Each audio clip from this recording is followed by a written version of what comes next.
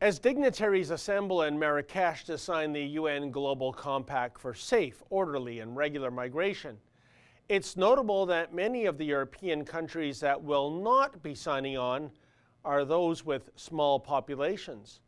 Just consider the likes of Croatia and Hungary and Slovakia and Bulgaria, countries that are justifiably worried about what mass migration would do to the very fabric of their nations.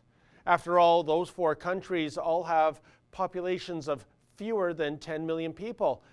In the case of Croatia, this nation actually has less than 5 million residents, clearly taking in hundreds of thousands of migrants, especially migrants from those cultures that might not be simpatico with Western values and principles, might not be the most prudent idea. In fact, to open the floodgates to the 257.7 million migrants in the world seeking new homes could very well compromise any hope of self-determination. And yet those in the mainstream media mock the likes of these small states for having the utter temerity to embrace self-determination. Open borders is the way to go, say the trolls. Stop clinging to this quaint notion of nationalism, say the champagne socialists. Besides, didn't you get the memo? Nobody is illegal. At one point, I found myself experiencing a Star Trek flashback.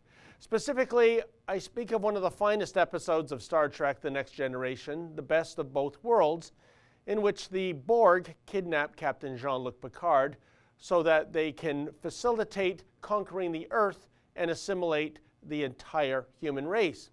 When Picard tells the Borg that he will resist them with his last ounce of strength, the Borg's reply is cold and calculated. Quote, "Strength is irrelevant, resistance is futile. We wish to improve ourselves. We will add your biological and technological distinctiveness to our own. Your culture will adapt to service ours," end quote. And when Picard counters that his culture is one based on freedom and self-determination, the Borg collective state, quote, "Freedom is irrelevant. Self-determination is irrelevant," end quote. And that's the thing about the UN Migrant Compact, isn't it? The UN, a non-elected and unaccountable collective of bureaucrats, comes across as very Borg-like to me. So when countries such as Croatia and Hungary and the rest state they will not sign this deal, their resistance is rooted in the mindset that freedom and self-determination are very valuable as opposed to disposable. So it strikes me as somewhat weird that these small nations, taking such a principled stance against UN-mandated assimilation, are being so ruthlessly pilloried in certain quarters. Actually, it's downright perverse. When The Best of Both Worlds first aired in 1990, it was abundantly clear that the good guys were the Federation, which embraced self-determination via a non-interference mission statement known as the Prime Directive. The Borg, meanwhile, clearly wore the black hats. They were all about invasion and forcibly assimilating others.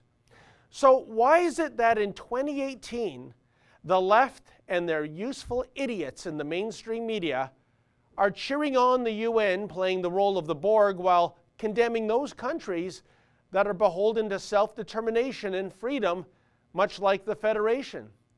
Almost 30 years after this slice of sci-fi aired, how is it that the good guys are now the bad guys and vice versa? Illogical, wouldn't you say? Hey folks, as you know, we're off to Marrakesh to cover this latest UN conference, trying to bring you the news the mainstream media will not bring you. If you'd like to chip in $1 or $3, please visit rebelun.com. That's rebelun.com. And once again, we appreciate all your generosity. Thank you.